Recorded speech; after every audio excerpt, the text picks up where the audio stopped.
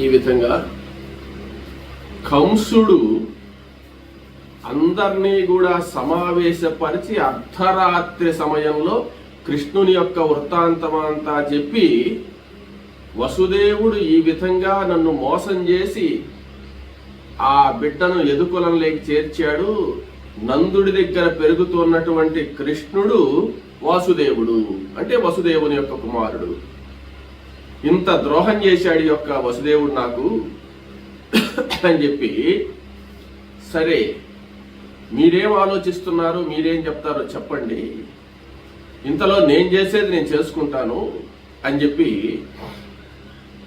చెప్తూ ఆయన ఏం చెప్పాడంటే, నా ఉద్దేశ ప్రకారం అయితే శ్రీ మహావిష్ణువే ఈ విధంగా పుట్టాడని నా నమ్మకము. నీకెలా తెలిసిందయ్యా అని అంటావేమో, మాకెలా తెలిసిందో చెప్తాను వినండి. ఆ భూదేవిని రక్షించడానికిగా, హిరణ్యాక్షుణ్ణి సంహరించడానికిగా వరాహస్వామిగా అవతరించాడు, హిరణ్యకశిపుణ్ణి సంహరించడానికిగా నరసింహస్వామిగా అవతరించాడు. తర్వాత ఏమంటే 1000 చేతులు కలిగినటువంటి కార్తవీర్యార్జునుణ్ణి సంహరించడానికి, రాజకులాన్నంతా ధ్వంసం చేయడానికి పరశురాముడిగా అవతరించాడు. తరువాత రావణ సంహారార్థం రామచంద్రమూర్తిగా పుట్టాడు. అదే వ్యక్తి ఇప్పుడు బలరామకృష్ణులుగా పుట్టున్నారు అనేటువంటి విషయాన్ని నాకు ఎవరు చెప్పారంటే నారద మహర్షి ద్వారా విన్నాను. సత్యప్రయాయ వహి దేవాః, దేవతలు అబద్ధం చెప్పరు. నారద మహర్షి ఏదంటే అది చెప్పడు, అబద్ధం చెప్పడు. కాబట్టి ఆయన చెప్పి ఈ విధంగా వసుదేవుని గర్భవాసంలో అష్టమ గర్భంలో శ్రీ మహావిష్ణువు జన్మిస్తే వసుదేవుడు తీసుకెళ్లి నందుడి యొక్క ఇంట్లో పెట్టాడు. అక్కడి నుంచి యోగమాయని ఇలా తీసుకువచ్చాడనే వృత్తాంతం అంతా నారద మహర్షి ద్వారా నేను తెలుసుకున్నాను. ఇంత ద్రోహం చేశాడు వసుదేవుడు నాకు. సరే, ఇప్పుడు కృష్ణుడు పెరుగుతున్నాడు, పరమ బద్ధ శత్రువు నాకు. ఈ కృష్ణ బలరాములిద్దరూ కూడా నాకు శత్రువులే, వాళ్ళు మా మేనల్లుళ్ళు, అందులో ఏం సందేహం లేదు. కాబట్టి ఇప్పుడు ఏం చేస్తున్నానంటే, నేను ధనుర్యాగము అనేటువంటి దాన్ని ఒకటి మొదలు పెడుతున్నాను. ఈ ధనుర్యాగం అనేటువంటిది ఏంటంటే, నా యొక్క ధనస్సు ఉన్నది, చాలా ముఖ్యమైనటువంటి ధనస్సు. ఆ ధనస్సుకు వివిధ రకాలైనటువంటి పూజలు చేసి అర్చించి నేను అందరినీ కూడా జయించడానికి కారణమైనటువంటి ఆ ధనస్సుకు అనేక మంది వేద పండితుల ద్వారా పూజ చేయించి యజ్ఞ యాగాదులన్నీ కూడా ఆచరించి ధనుర్యాగం అనేటువంటిది ఒకటి చేయదలుచుకున్నాను. ఈ ధనుర్యాగానికి అందరు రాజులు కూడా వస్తారు, అందరినీ ఆహ్వానిస్తాను. అందులో మన రేపల్ల నుంచి, మన బృందావనం నుంచి అందరూ కూడా నందుడు మొదలైనటువంటి వాళ్ళందరితో పాటు బలరామకృష్ణుల్ని కూడా ఆహ్వానిస్తాను. బలరామకృష్ణుల్ని ఇక్కడికి ఆహ్వానించి, ఇక్కడ మల్లయోధులు కొంతమంది ఉన్నారు నా దగ్గర. ఈ మల్లయోధులు చాణూరుడు, ముష్టికుడు మొదలైనటువంటి వాడు, వాళ్లతో యుద్ధం చేసేటట్టు మల్లయోధులతో పోరాటం పెట్టిస్తాను. అప్పుడు ప్రత్యక్షంగా చూస్తాను వాళ్ళు ఎంత వీరులో. బలరామకృష్ణులు వాళ్ళు రాక్షసులందరినీ చంపారన్నారు కదా, ఇక్కడ నా కళ్ళతో నేను చూడాలి. మేము ప్రత్యక్షంగా కృష్ణుడిని చూసి ఆయన బలపరాక్రమాన్ని చూడాలనుకుంటున్నాను, మా మేనల్లుడి బలపరాక్రమాన్ని.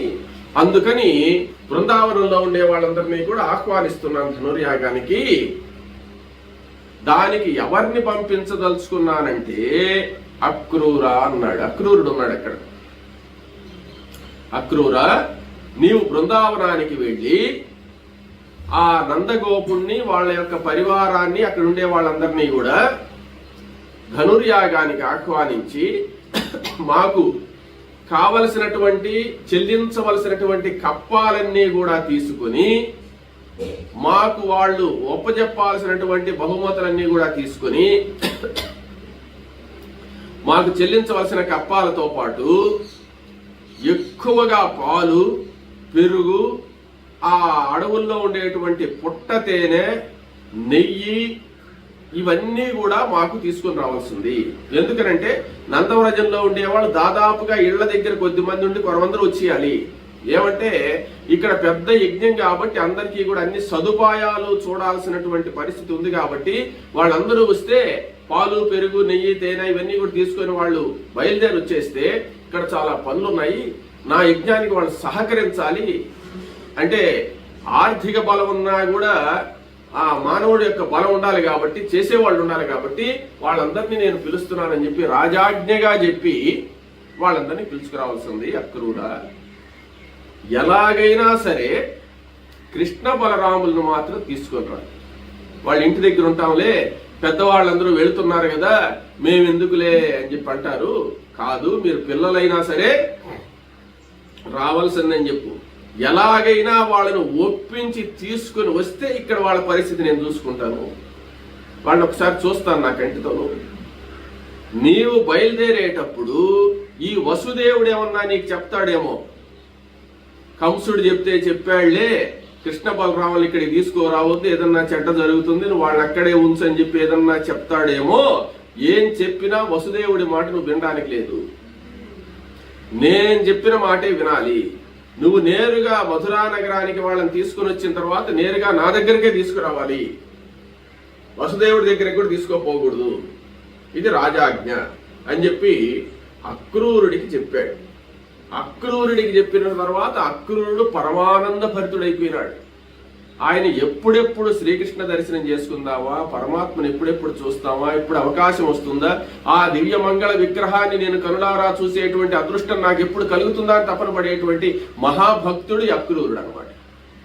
అక్రూరుడు పరమానందంతో బయలుదేరి నేను ఇంక బయలుదేరతానని చెప్పాడు. నువ్వు వెంటనే బయలుదేరు, సాయంత్రానికల్లా అక్కడికి వెళ్ళిపోయి వేకువజామునే వాళ్ళని బయలుదేరి తీసుకొచ్చేసి ఇంకా ఆలస్యం ఏం లేదు, ఇంక 10 రోజులు 20 రోజులు కాదు, ఈ రోజు వెళ్ళి సాయంత్రానికి నువ్వు అక్కడికి చేరేసి రేపు ఉదయాన్ని బయలుదేరి వచ్చేయాలి మీరు అందరూ అని చెప్పి చెప్పాడు. సరే, అక్రూరుడు కంసుడి దగ్గర సెలవు తీసుకుని బృందావనానికి బయలుదేరాడు. ఆయనట్ట బయలుదేరి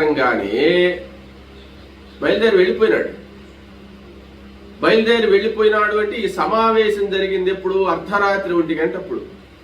ఈయన బయలుదేరి అప్పుడే అక్కడికి బయలుదేరలేదు, ఏది బృందావనానికి. ఇంక ఇంటికి పోయి అక్కడ ఆజ్ఞ ఇచ్చేసాడు కాబట్టి ఏకోజామున బయలుదేరతాడు అనమాట.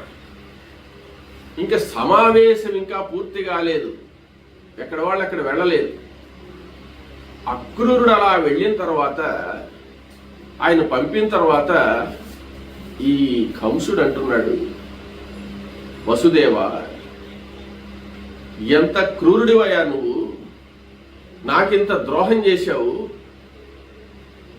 భ్రూణ హత్యలు చేసినటువంటి వాడికైనా ప్రాయశ్చిత్తం ఉంటుంది, ఏదైనా చేసుకోవచ్చు, కానీ కృతజ్ఞుడుగా ఉండేటువంటి వాడికి ప్రాయశ్చిత్తం లేదు. కృతజ్ఞుడు అంటే చేసిన మేలు మర్చిపోయినవాడు. అటువంటి నువ్వు కృతజ్ఞుడివిగా తయారైనావు. నా పాలిటి మృత్యుదేవతను నువ్వు రక్షించి నా మీదకి ఉసిగొలుపుతున్నావంటే నువ్వెంత కృతజ్ఞుడివి.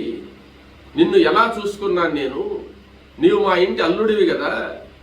మా చెల్లెల్నిచ్చి వివాహం చేసిన తర్వాత నిన్ను ఎలా చూసుకోవాలని అలా గౌరవించి చూశానే కానీ నిన్నెప్పుడు అవమానపరచలేదు. ఒకవేళ నీ బిడ్డలను నేను సంహరించానందామంటే అష్టమ గర్భంలో పుట్టేటువంటి బిడ్డ వల్ల నాకు మరణం ఉందని చెప్పి నారద మహర్షి, ఆకాశవాణి మొదలైనవన్నీ నేను చెప్పినందువల్ల నేను మిమ్మల్ని ఇబ్బంది పెట్టానే గాని, లేకపోతే మీ బిడ్డలను మాత్రం చంపాల్సిన అవసరం నాకేముంది? నా ప్రాణరక్షణ కోసం చేసుకున్నాను. కానీ నువ్వేం చేశావు?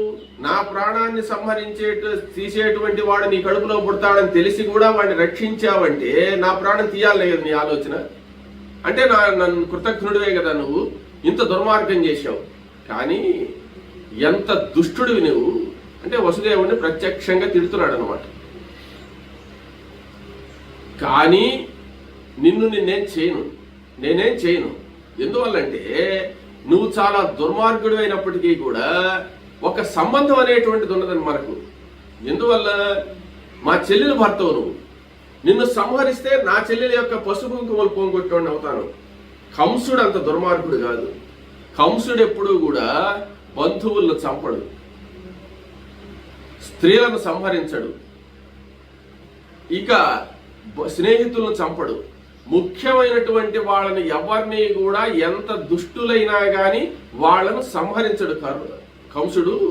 కాబట్టి నువ్వు మా బావు కాబట్టి నిన్ను సంహరించను, నీ పాపమే నిన్ను సంహరిస్తుంది, నువ్వు చేసినటువంటి పాపమే నిన్ను సంహరిస్తుంది అని చెప్పి అనేక విధాలుగా నీచంగా మాట్లాడాడు వసుదేవుణ్ణి అనేక విధాలుగా నీచంగా మాట్లాడి, ఇక నీకు శిక్ష ఏందంటే మానసికంగా నీ మీద ఏవగింపు కలిగింది, నాకు ఉన్న గౌరవం పోయింది, నువ్వు ఇంత ద్రోహం చేసావు కాబట్టి నువ్వు ఉండదలుచుకుంటే ఇక్కడ ఉండొచ్చు, మధురా నగరంలో వెళ్ళదలుచుకుంటే ఎక్కడైనా వెళ్ళొచ్చు, నువ్వు వెళ్ళినా ఉన్నా ఇక నీకు నాకు సంబంధం లేదు, నిన్ను పట్టించుకోను, నీవు చేసినటువంటి ద్రోహానికి ఇదే నీకు శిక్ష, ఉంటే మధురలో ఉండు, లేకపోతే వెళ్ళిపోయి నీ ఇష్టం అని చెప్పి కఠినంగా ఇంకా కూడా ఘోరంగా మాట్లాడాడు అనమాట.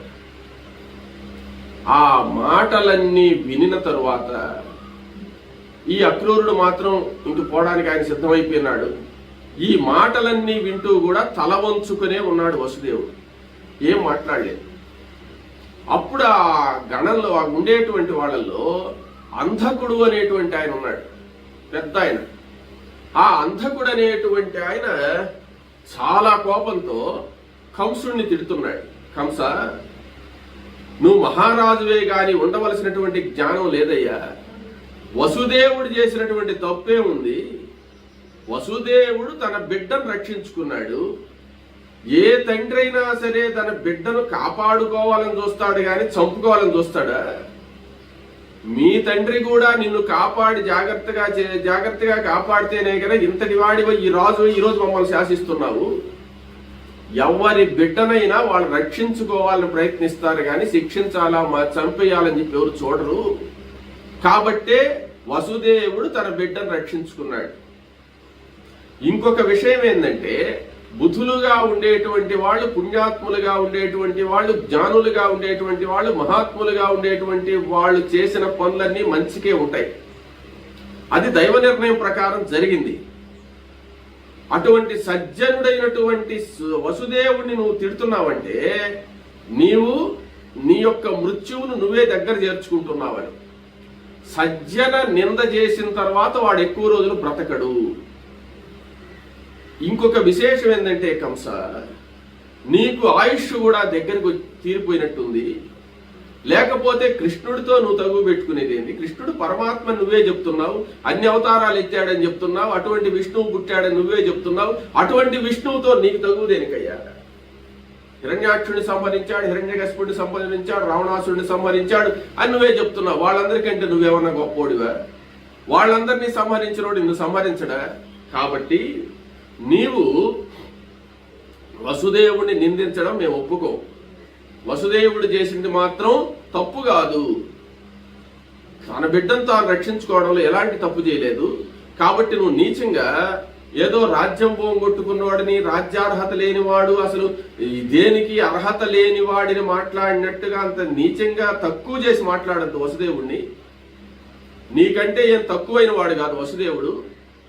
అంత తక్కువ జాతికి చెంది నీ పాదసేవ చేయాల్సిన అవసరం ఉండేటువంటి వాడు కాదు. ఆయన దేవమీషుడి యొక్క కుమారుడు. వసుదేవుడు పుట్టినప్పుడు దేవతలే ఆ ఆనక దుందుబులు మోగించారు, పుష్పవృష్టి కురిపించారు. అటువంటి మహానుభావుడు వసుదేవుడు.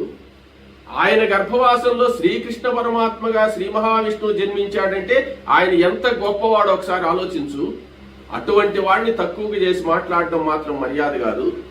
ఇంకొక విశేషం ఏంటంటే, నీకు కాలం దాపురించింది, అనేకమైనటువంటి దుశ్శకునాలన్నీ కూడా కనపడుతున్నాయి. పక్షుల ద్వారా, మృగముల ద్వారా కనపడేటువంటి దుశ్శకునాలన్నీ మనకు అనిష్టాన్ని సూచిస్తున్నాయి. ఇక అనేక విధాలైనటువంటి దుశ్శకునాలు జరిగేటువంటి సంఘటనలన్నీ కూడా చూస్తూ ఉంటే రాజుకు కీడు కలుగుతుంది అనేటువంటి విషయాన్ని స్పష్టంగా మనం తెలుసుకోగలుగుతున్నాము. కాబట్టి రాజు అయినటువంటి నీకు త్వరలో కీడు కలిగేటువంటి సూచనలు కనపడుతున్నాయి. కంస మహారాజా, నీవు మా మాట వినేటువంటి వాడివైతే, మా మాటగా నువ్వు వినాలని అనుకుంటే నేరుగా అక్రూరుడు వెళ్ళిన తర్వాత ఇప్పుడు పంపించున్నావు కదా అక్రూరుణ్ణి. అసలు అక్రూరుడు మహానుభావుడు, ధన్యాత్ముడు, కృష్ణుడిని చూసి అదృష్టం ఆయన కలిగింది. అక్రూరుడి కంటే మనం ఏం గొప్పవాళ్ళమేం కాదు. నీవు అక్రూరుణ్ణి పంపించిన తర్వాత అక్కడి నుంచి కృష్ణ పరమాత్మ బయలుదేరి గాని మధురా నగరానికి వచ్చాడంటే నీ పరిస్థితి చాలా దారుణంగా ఉంటుంది, నిన్ను చంపేస్తాడు. ఎందువల్ల చంపేస్తాడంటే ఆయన యొక్క తల్లిదండ్రులు నువ్వు చాలా ఇబ్బంది పెట్టావు కాబట్టి. ఇదే మాట నువ్వు మాట్లాడినప్పుడు మేం కాబట్టి సరిపోయింది, కానీ కృష్ణుడు గాని విని ఉంటే నీ శిరస్సు ఖండించుండేవాడు. కాబట్టి ఇప్పటికైనా మునిగిపోయింది లేదు. వాళ్ళు మధురా నగరానికి రాకముందే, ఇంకా రేపు కదా వాళ్ళు బయలుదేరతారు, నువ్వు ఇప్పుడే బయలుదేరి మా మాట విని బృందావనానికి పోయి శ్రీకృష్ణుడి కాళ్ళ మీద పడి క్షమాపణ చెప్పుకొని, నాయనా నన్ను క్షమించరా, నా ప్రాణాన్ని కాపాడని చెప్పి నువ్వు కానీ వేడుకుంటే నీ ప్రాణాలు దక్కుతాయి. లేకపోతే నీ ప్రాణాలు దక్కవు, నువ్వేం కృష్ణుడికి పెద్ద లెక్క కాదు నువ్వు అని చెప్పి ఈ అంతకుడు అనేటువంటి ఆయన ఏమన్నా అనుకొని కంసుడు అని చెప్పేశాడు అనమాట. ఎప్పుడైతే ఆ కృష్ణుణ్ణి పొగుడుతూ వసుదేవుడిని గొప్పగా చేస్తూ తనను నిందిస్తూ ఈ అంతకుడు ఎప్పుడైతే అన్నాడో, ఆ పెద్దవాళ్ళైనటువంటి వాళ్ళందరినీ ఏం అనలేక కోపంతో ఆ ఒక్క విసురుకున్నటువంటి వాడి వేగంగా పైకి లేచి కంసుడు కోపంగా లోపలికి వెళ్ళిపోయినాడు. పోతే పోయినాళ్ళే అని చెప్పి వీళ్ళు కూడా బయలుదేరి వాళ్ళ ఇళ్ళకి పోయినాడు. అలా సభ ముగించారనమాట. అంటే ఏ సభ అయినా ముగించేటప్పుడు శుభ సూచకంగా ముగిస్తారు. ఇక్కడ మాత్రం ఎవరి వాటికి వాళ్ళు కోపంగా వెళ్ళిపోయినారు. ఆ సభ అలా ముగిసిపోయింది. ముగిసిపోగానే లోపలికి వెళ్ళాడు. లోపలికి వెళ్ళి కేసి అని పిలిచాడు. కేసి అని ఒక రాక్షసుడు ఉన్నాడు. కేసి, ఈ కృష్ణుడు ఏదో నేను పోయి ఆయన క్షమాపణ చెప్పుకోవాలా వేడుకోవాలని అనుకుంటున్నారు, ఒక్కసారి ఆ కృష్ణుడి యొక్క విషయం చూడు, ఆయన ఇది అయిపోవాలని చెప్పాడు అనమాట. ఇది ఈ అక్రూరుడు ఇక్కడికి వచ్చే లోపల కేసి అనేటువంటి రాక్షసుడు కృష్ణ సంహారం చేయాలి అని అనుకున్నాడు. కృష్ణ సంహారం చేయాలనుకుని ఈ నేరుగా పోయినటువంటి వాడే ఈ కేసి అనేటువంటి రాక్షసుడు ఆ బృందావనంలో ప్రవేశించి ఒక గుర్రం రూపం ధరించేశాడు. గుర్రం రూపం ధరించేసి అక్కడ పశువులు ఉండేటువంటి ప్రాంతాలకంతా పోయి ఆ అడవుల్లో అంతా కూడా తిరుగుతుంటాయి కదా పశువులు. రాత్రి గోకులానికి వస్తాయి, కొన్ని అడవుల్లోనే ఉంటాయి అన్నమాట. అవన్నీ తినేశాడు. గోపకులను చాలా మందిని గుర్రము స్వరూపంతో వాళ్ళు సంహరించాడు. ఈ దుష్ట చేష్టలన్నీ కూడా చూసినటువంటి కృష్ణ పరమాత్మ కేసిని సంహరించాలి అనుకున్నాడు. కేసి అనేటువంటి వాడు బాగా సకిలిస్తూ గుర్రం రూపంలో వచ్చినటువంటి వాడి కృష్ణ పరమాత్మ ఎదురుగా వచ్చి సకిలించాడు అనమాట. సకిలించేటప్పటికి శ్రీకృష్ణుడు ఒక్క ఉదుటున పరిగెత్తుకుంటూ వెళ్ళినటువంటి వాడి ఆ కేసి యొక్క చెవులు పట్టుకున్నాడు. ఆ గుర్రం యొక్క చెవులు పట్టుకొని నోరు తెరిచిందనమాట. నోట్లో పెట్టేశాడు చెయ్యి. నోట్లో లోపలికి చేయబోనిచ్చి ఆ నాలుక గట్టిగా నాలుక మొదట్లో పట్టుకున్నాడు. నాలుక మొదట్లో పట్టుకునేటువంటికి గుర్రం నోరు తెరిచేసింది. గుర్రం నోరు తెరిచేసి పెద్దగా అరుస్తుంటే తన చెయ్యిని బాగా పెద్ద చేశాడు అనమాట. చెయ్యి పెద్ద చేసేటువంటికి ఆ నోరు గుండా పోయేటువంటి ముక్కు గుండా పోయే శ్వాస లోపలికి పోకుండా అడ్డం పడిపోయింది. చెయ్యి అడ్డం పడేటువంటికి పెద్దగా అరుస్తూ రక్తం ముక్కుల గుండా నోటి గుండా వస్తుండగా ప్రాణాలు వదిలేడు. అప్పుడు ఈయన ఏం చేశాడంటే తన చెయ్యిని బాగా లోపలికి పోని చెయ్యిని పెద్ద చేసేసాడు. పెద్ద చేస్తే ఆ హయం ఆ గుర్రం రెండుగా చీలిపోయింది అనమాట. పెద్దగా చీలిపోయి ఆ హాహాకారాలు చేస్తూ మరణించాడు. ఆ కేసి ఎప్పుడైతే మరణించాడో ఆ కేసి మరణించిన సందర్భంలోనే నారద మహర్షి వచ్చాడు అక్కడికి. నారద మహర్షి వచ్చి, మహానుభావ, దేవతలు కూడా చూశారు, ఆ కేసి అంటే సామాన్యమైన రాక్షసుడు కాదు, నీవు చాలా గొప్పవాడివి, కేసిని సంహరించావు, కేసి అనేటువంటి రాక్షసుడిని సంహరించావు కాబట్టి ఇక మీద కేశవుడు అనేటువంటి పేరుతో నీవు పిలువబడతావు అని చెప్పి నారద మహర్షి ఆ విష్ణువును స్తుతించాడు. అప్పటి నుంచి కేశవుడు అనేటువంటి పేరు శ్రీ కృష్ణ పరమాత్మ కేశవ నారాయణ మాధవ అని మనం చెప్తాం. కేశవరామం అప్పటి నుంచి వచ్చింది. అప్పుడు ఆ కేశవనామం వచ్చిన తర్వాత నారద మహర్షి ఏం చెప్పాడంటే, కృష్ణ, నీవు అనేక మంది రాక్షసులను సంహరించావు, బాల్య క్రీడలన్నీ కూడా చేశావు. ఇక నీవు సంహరించాల్సినటువంటి వాడు కంసుడు ఉన్నాడు. కంసుణ్ణి సంహరించి తల్లిదండ్రులను కాపాడు. తల్లిదండ్రులు కంసుని చెర నుండి విడిపోయేటట్టుగా, అంటే చెర అంటే ఆయన హింస పెడుతున్నది కాదు, ఆ కంసుడిని చూసి వాళ్ళు భయపడుతున్నారు కాబట్టి ఆ భయాన్ని బోంగొట్టు. ఉగ్రసేన మహారాజుకు పట్టాభిషేకం చెయ్యి. అంటే కంసుడు తన తండ్రినే బంధించి తాను రాజ్యం చేసుకుంటున్నాడు. తరువాత రాబోయేటువంటి కురుక్షేత్ర సంగ్రామంలో పాండవుల వైపు ఉండి కౌరవులను శిక్షిస్తూ అనేక మంది రాజులను సంహరించి భూభారాన్ని తగ్గించాల్సినటువంటి బాధ్యత నీ మీద ఉన్నది. దేవేంద్రుడు అప్పుడే స్వర్గలోకంలో అందరికీ స్థానాలు సిద్ధం చేసి ఉన్నాడు. అంటే యుద్ధ రంగంలో వీరమరణం పొందినటువంటి రాజులందరూ కూడా స్వర్గానికి వస్తారు కాబట్టి అక్కడ ఎవరు ఏ ప్రాంతంలో ఉండాలని ఏర్పాట్లన్నీ కూడా చేసి ఉన్నాడు. కాబట్టి ఇక నీ బాల్య క్రీడలు పూర్తయిపోయినాయి. కేసి సంహారంతో రాక్షస సంహారం, బాల్య క్రీడల్లో చేసేటువంటి రాక్షస సంహారాలు పూర్తయినాయి. ఇక నీవు యుక్త వయసుతో ఉన్నావు కాబట్టి కంస సంహారం నుంచి నువ్వు పెద్ద పెద్ద రాక్షసుల్ని ఇంకా చంపాల్సిన పరిస్థితి ఉన్నది. కాబట్టి నీ అవతారం యొక్క కారణమే ఇది అని నారద మహర్షి అనేక విధాలుగా శ్రీ మహావిష్ణువును స్తుతించినటువంటి వాడై అదృశ్యమైపోయినాడు. సరే, కృష్ణుడికి అన్నీ తెలుసు, ఆయనకి తెలియంది ఏముంది. సరే, ఈ కార్యక్రమాలన్నీ కూడా అయిపోయినాయి. అక్కడ అక్రూరుడు కంసాజ్ఞ ప్రకారం బృందావనానికి బయలుదేరుతున్నాడు. బృందావనానికి బయలుదేరుతూ ఉంటే ఉదయాన్నే బయలుదేరేశాడు. ఉదయాన్నే బయలుదేరి దివ్య రథం మీద ఎక్కినటువంటి వాడై 4 గుర్రాలు పూంచినటువంటి రథం మీద ఎక్కి, కాంచన రథం అది, ఆ కాంచన రథం మీద అక్రూరుడు శరవేగంతో బయలుదేరి ఈ బృందావనానికి వస్తున్నాడు.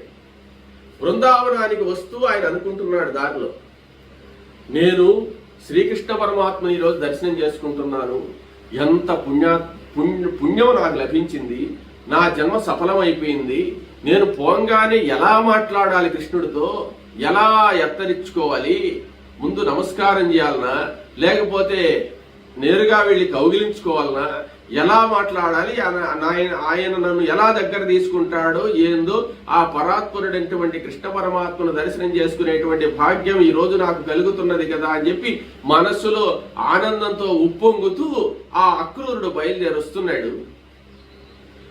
గోపకులందరూ కూడా అరణ్యంలో ఆ ఉదయం నుంచి అంతా కూడా ఆవులు మేపుతున్నారు. ఆవులు మేపుతూ సాయం సమయానికి అందరూ కూడా పశువులన్నీ కూడా తోలుకుని ఇంటికి వస్తున్నారన్నమాట.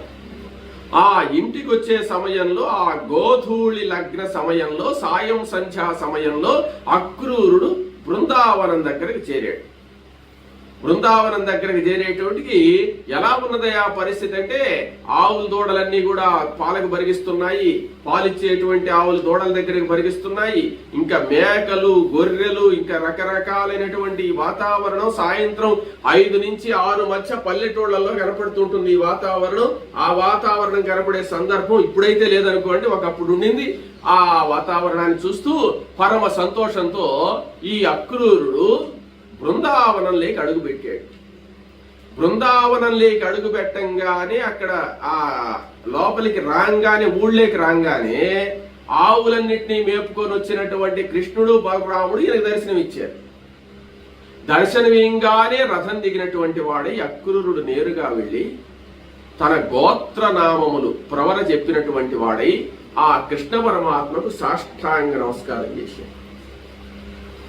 పరమానంద భరితుడైపోయినాడు శ్రీకృష్ణ పరమాత్మ.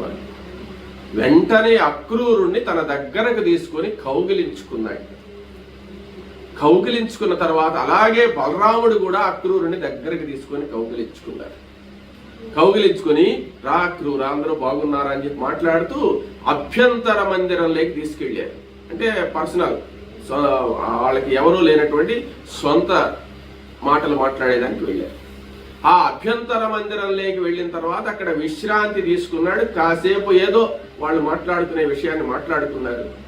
కృష్ణ పరమాత్మతో నా జన్మ సఫలమైపోయింది, ఈరోజు నా తపస్సు ఈరోజు ఫలించింది కదా పరమాత్మ అని చెప్పి కృష్ణుడితో మాట్లాడాడు, బలరాముడితో మాట్లాడాడు.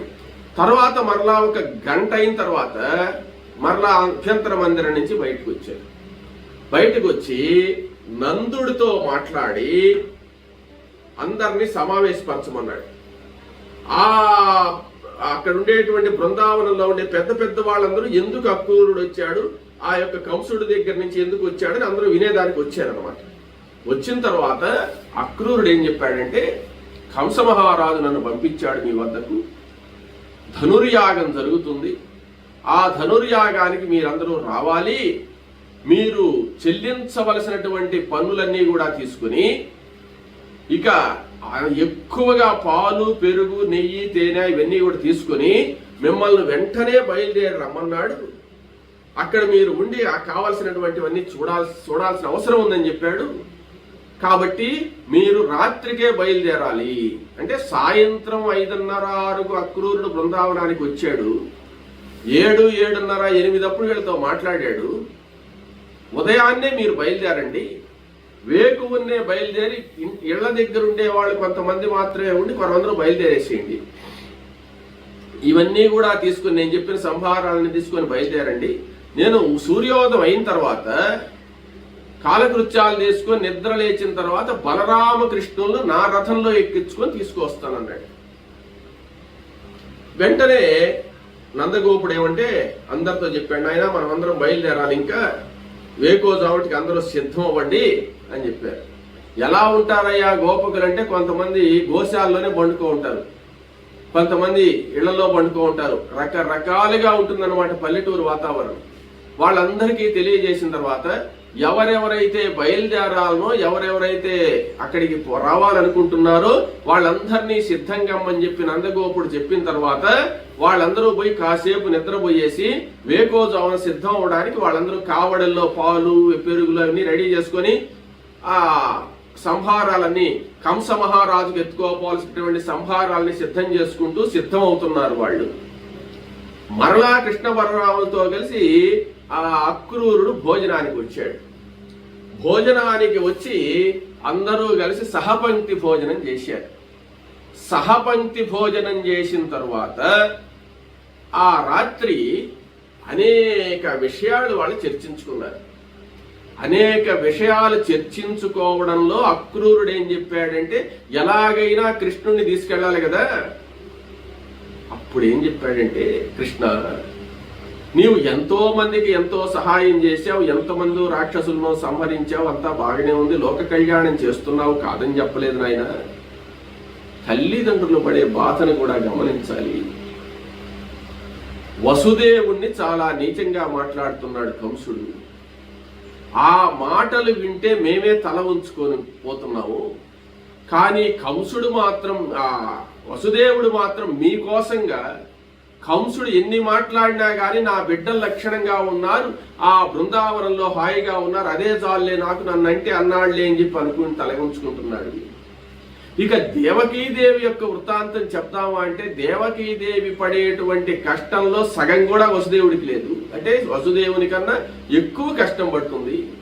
పుట్టగానే తనకు దూరమైనటువంటి బిడ్డను అసలు చూచుకునే భాగ్యం కూడా నాకు లేదు కదా అని దేవకీదేవి దుఃఖిస్తుంది. ఆయన ఇంత మంచి బిడ్డవు పుట్టావు, ఇంత మంచి బిడ్డలను కని కూడా ఆ తల్లి బిడ్డలు లేని దాని వల్ల ఆ యొక్క కంసుడి యొక్క మాటలకు ఓర్చుకొని అక్కడ బ్రతుకుతున్నదంటే, బలరామ కృష్ణ మీరిటువంటి బిడ్డలు పుట్టి ఆ తల్లిదండ్రుల యొక్క దుఃఖాన్ని తీర్చడం మీ బాధ్యత కాదా?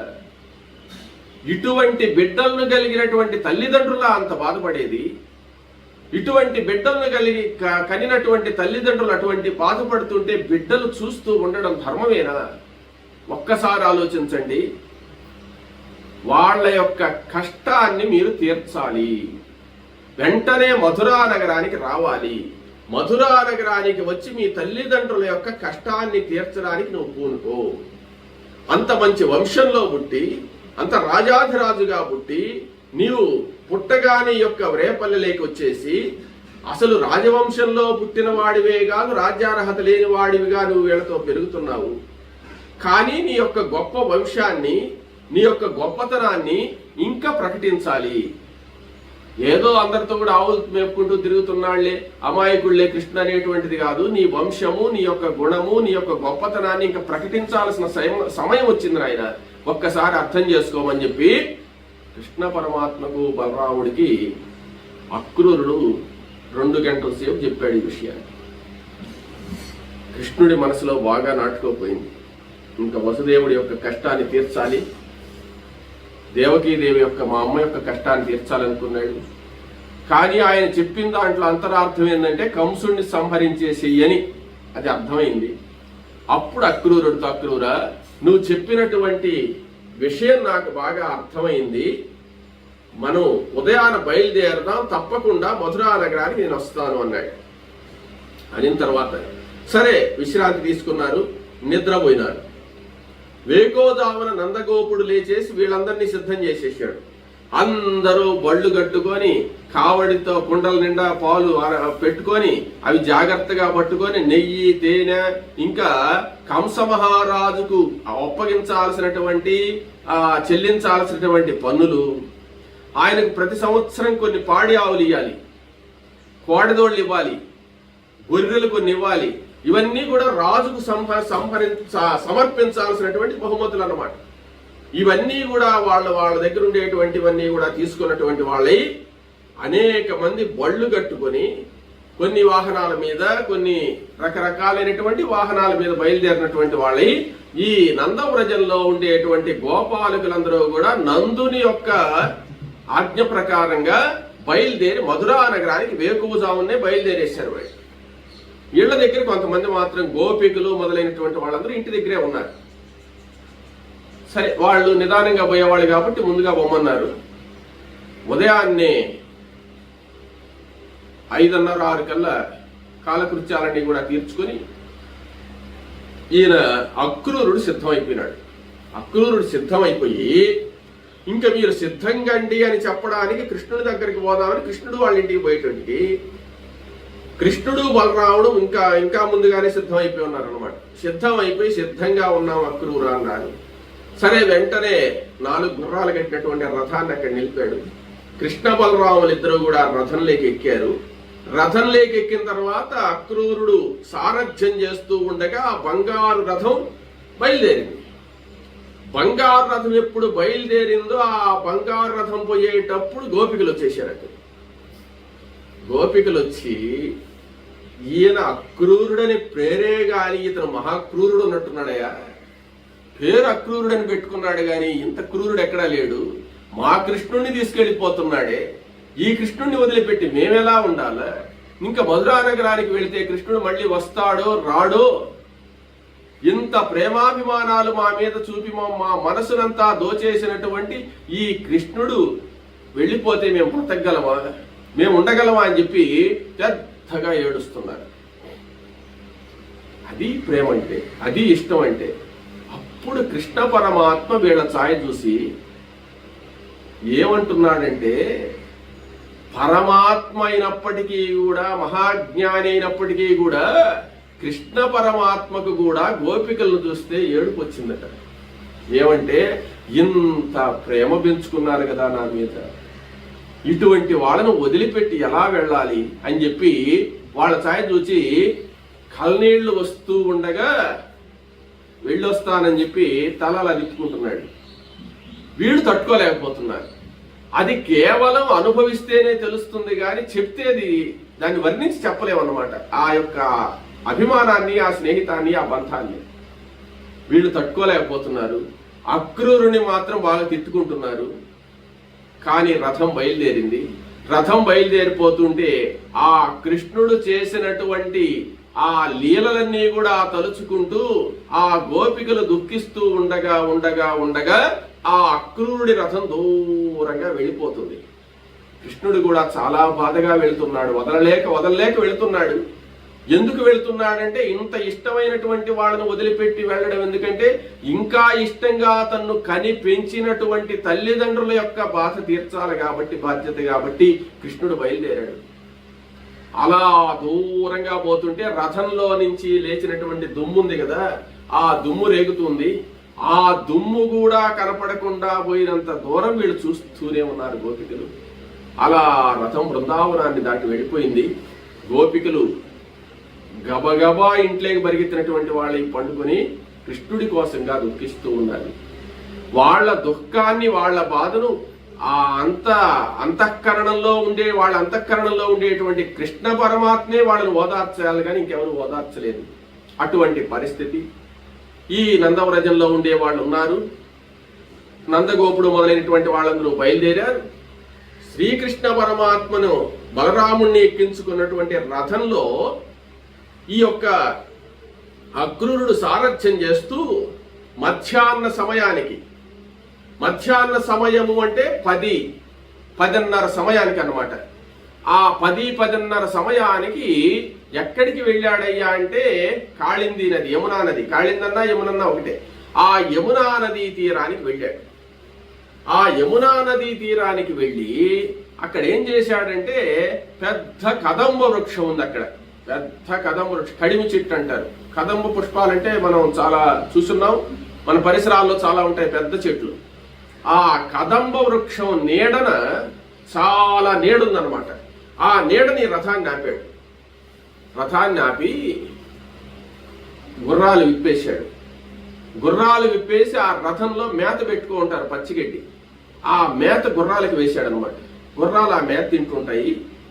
కృష్ణ బలరాములారా, మీరు ఈ రథంలోనే కూర్చోండి, నేను యమునా నది లేకపోయి స్నానం చేసి అనుష్ఠానం చేసుకుని వస్తాను అని చెప్పాడు.